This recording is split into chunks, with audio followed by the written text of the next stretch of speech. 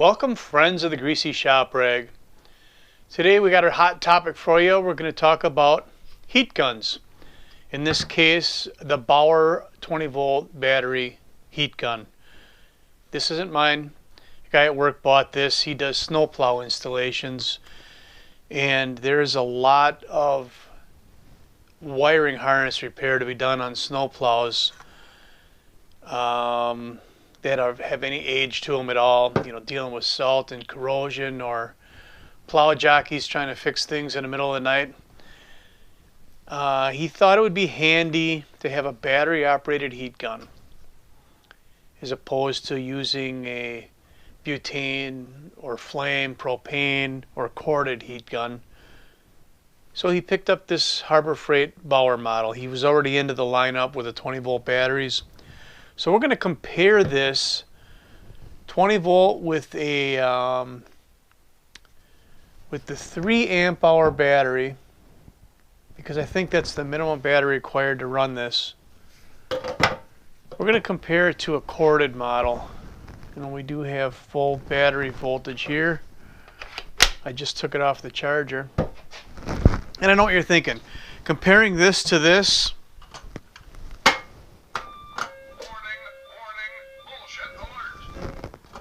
not really. I'm not comparing it to say that this one's better or this one's better. I'm comparing it because we all know what a corded heat gun can do. And if we compare that, what it can do, to what this can do, we'll have an idea if it's something that we want in our arsenal. Every time I run this today, I'm going to click the timer, so we'll have an idea of the run time on this as well, at least on the 3 amp hour battery. So let's get started.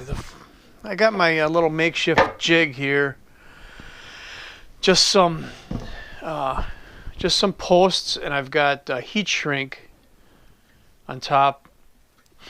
And what I'm going to do is I'm going to just run both of these at the same time and melt this down and see how long it takes. We'll just kind of compare them. And I need a third hand, which I don't have to start the timer. But we're going to do the best I can here. I think what I'll do is, and I'll actually give the Bauer a bit of a head start. So to run this thing, you can't just pull the trigger and expect it to go. You have to push this little detent in, and then you can pull the trigger. And then you have to hold your finger on the trigger. When you release your finger off the trigger, it's going to run for another 6 seconds in cool down mode, and then it'll stop. I guess as long as we're looking at this, let's look at a couple other things. There's a couple of adapters that go on here. You can have a tapered down nose cone for finer detail work, or you can have the broad bent pan that you would lay the wire in there and heat it up, and it would either protect the harness behind it, or it may roll around and heat the backside as well. To release those, this twists right here, and it would just push that cone off of there. So if it was hot, you could just release it and go on with your day. On the back we have a belt hook. I'm not sure how I feel about this belt hook. But there it is. Alright, let's see if I can do this. I'm going to melt this, or I'm going to shrink this heat shrink tubing. So we'll get our timer started.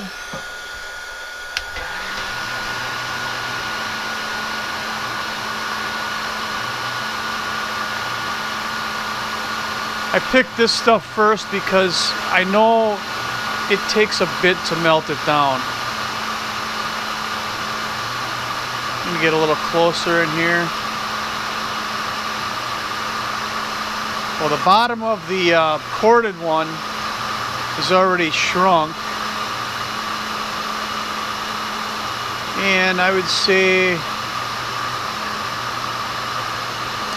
it's about complete.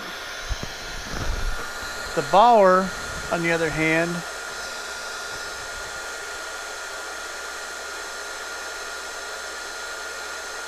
It's still going. We're good on the top.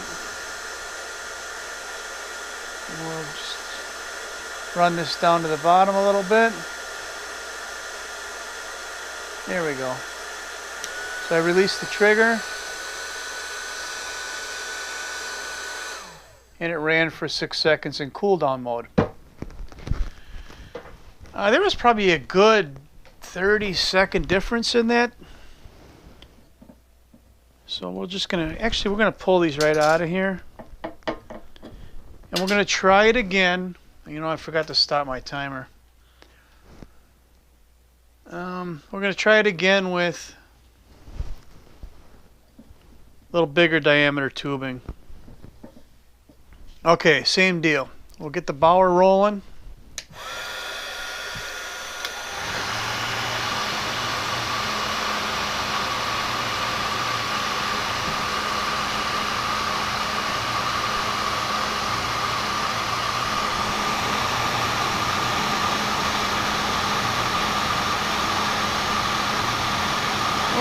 We're doing pretty good with this one.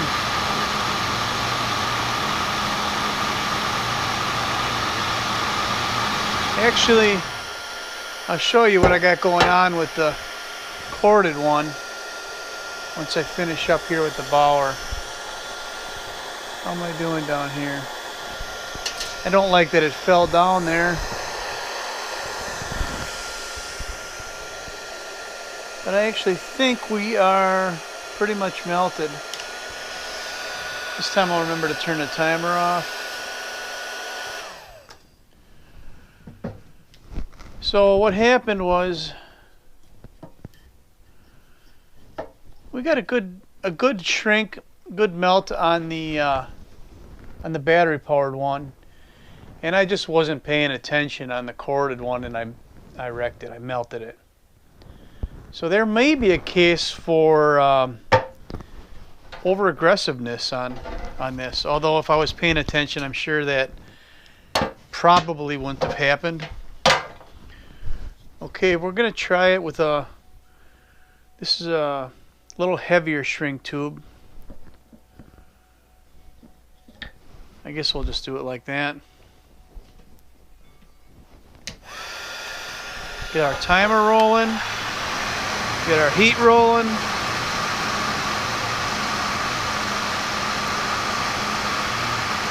The Bauer is doing pretty good. It's got the top sealed off already around the dowel. And just now the corded one has it sealed off. So I'll just kind of work the heat down a little bit.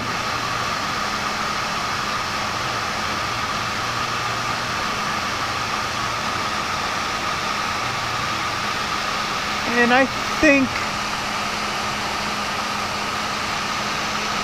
we're about done with the corded one. And I think actually we're probably about done with the Bauer as well.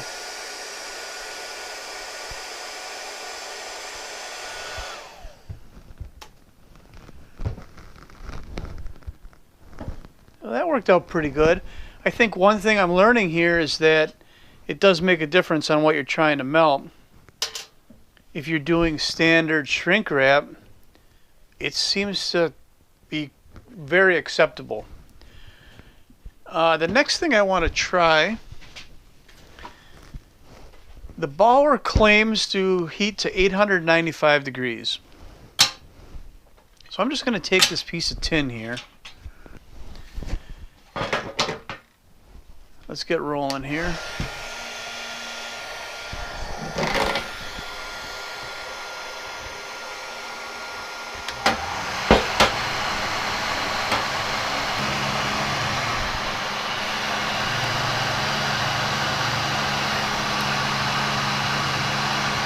They're both very close.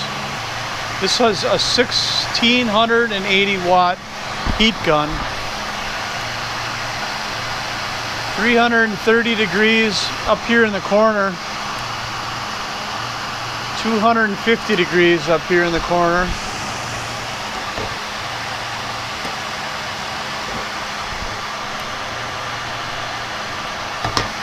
360, 300.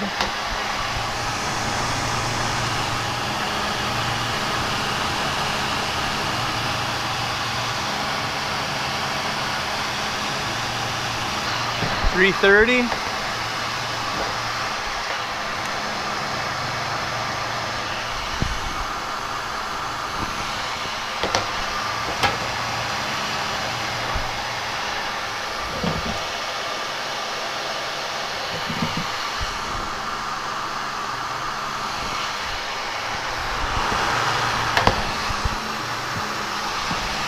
Woo, she's plenty warm. I don't seem to be able to break the 300-degree barrier. 330.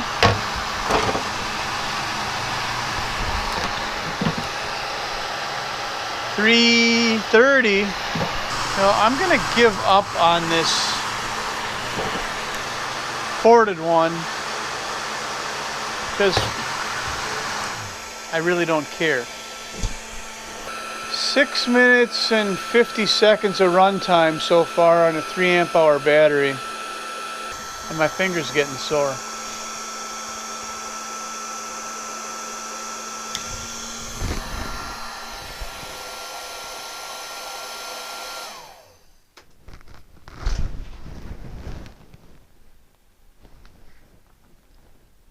Two bars. How much longer do I want to run this thing? So what do you think of the performance of the battery powered heat gun compared to the corded one? Obviously it's quieter, and obviously it gets the job done, and it's very convenient.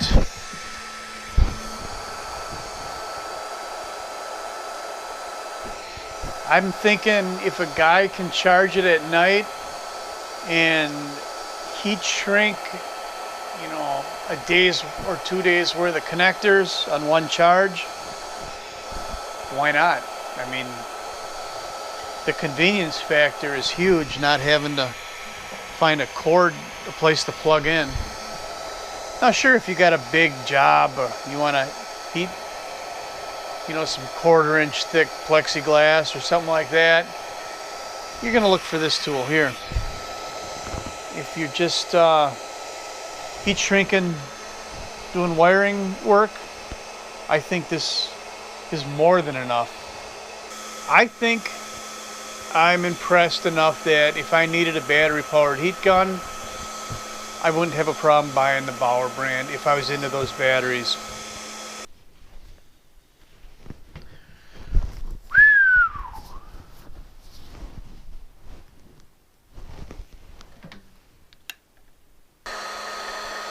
I think I can hear the unit slowing down right now. We're at about 11 minutes of runtime, and it sounds like it's running quieter. Still blowing plenty of heat. Let's take a look at where our battery is at. You know, one other feature that's kind of nice is this work light here.